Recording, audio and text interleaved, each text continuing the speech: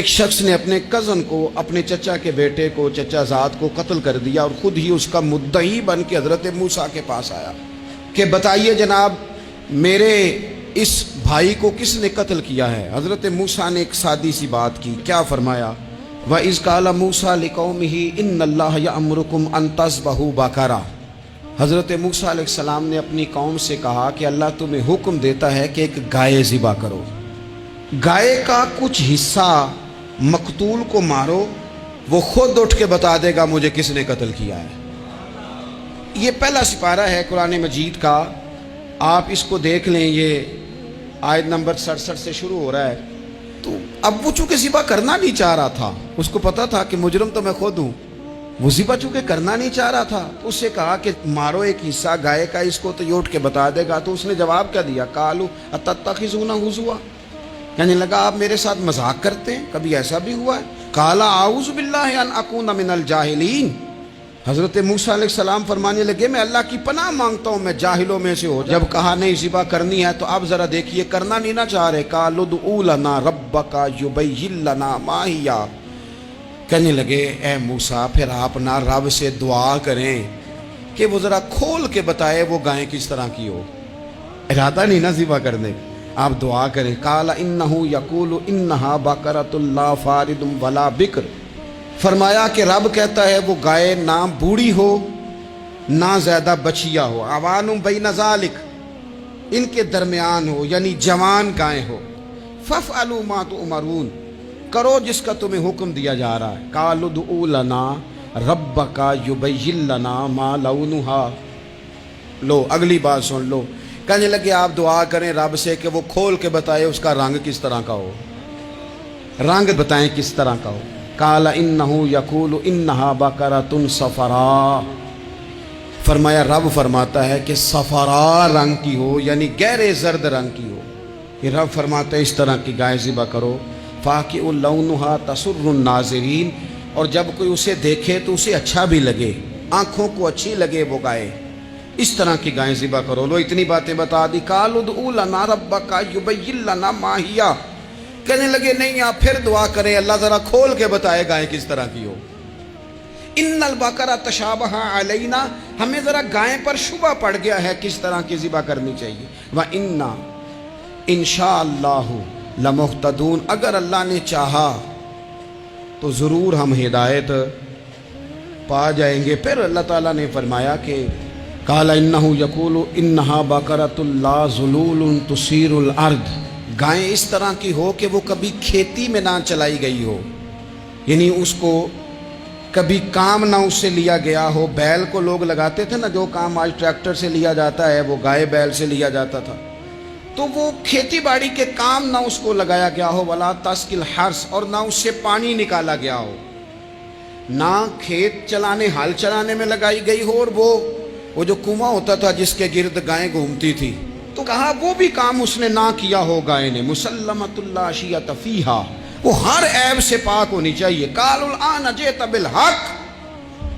اب کہنے لگے اب آپ صحیح بات لے کے آئے، اب سوال ختم ہو گئے نا، کہنے لگے اب آپ بات فذبحوہا، انہوں نے ذبح کر دی۔ وما کادوا یفعلون، پر ایسا کرتے نظر آتے، لگتا نہیں تھا کریں گے ذبح پر ذبح۔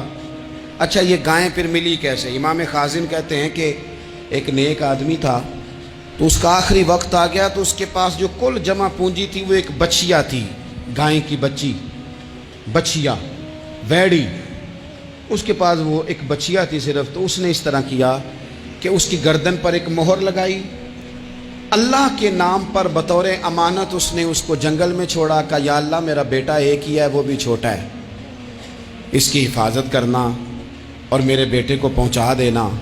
بچہ بالغ ہو گیا، اس کی ماں نے کہا بیٹا جو امانتیں رب کے پاس رکھوائی جائیں نا ان میں خیانتیں نہیں ہوا کرتی، جا جا کے جنگل میں آواز دے تیری گائے واپس آ جائے گی۔ اس نے جا کے جنگل میں آواز دی کہ وہ جو میرے باپ نے امانت رکھوائی تھی وہ کدھر ہے؟ وہ نشان لگی ہوئی گائیں دوڑتی ہوئی اس کے پاس آئی۔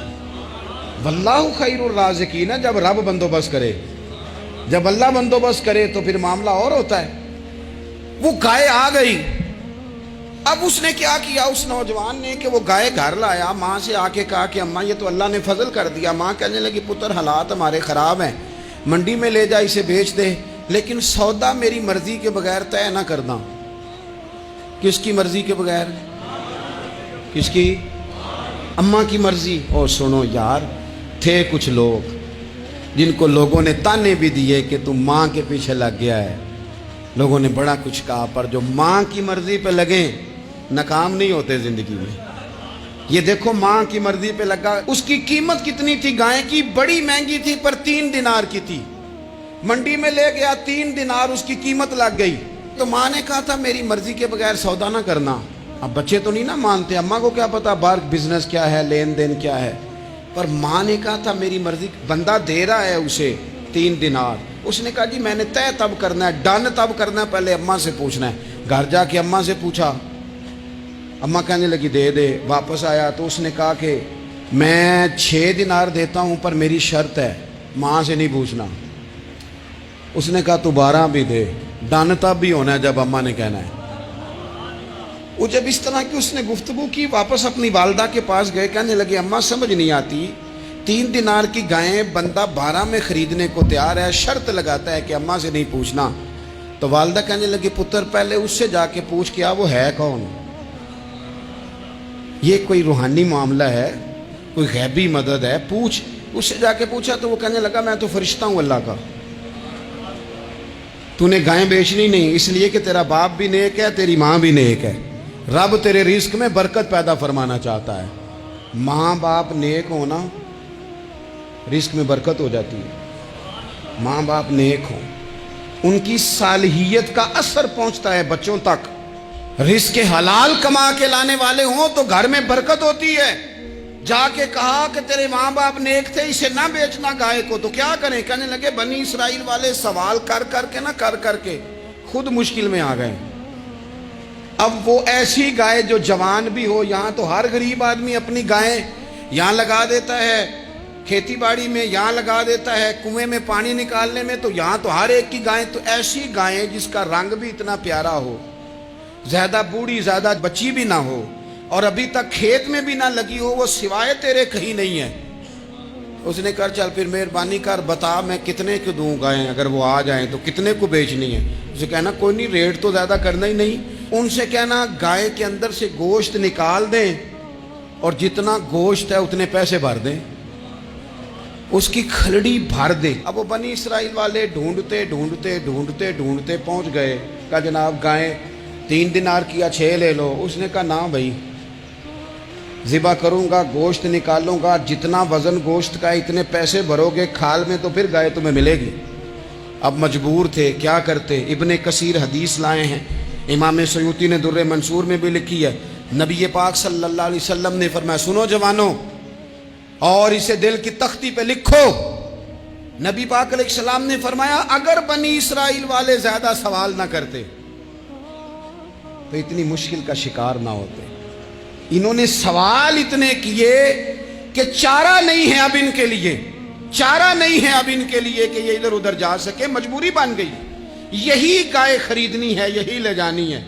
اب اتنا سارا مال جمع کر کے وہ گائے خریدی، ذبح کی، تو مقتول کو جب اس کا ایک حصہ مارا تو اس نے اٹھ کے کہہ دیا یہ جو مدعی بنا ہوا ہے نا، یہی تو میرا قاتل ہے، یہی تو میرا قاتل ہے، یہی تو ہے جس نے یہ سارا کام کیا۔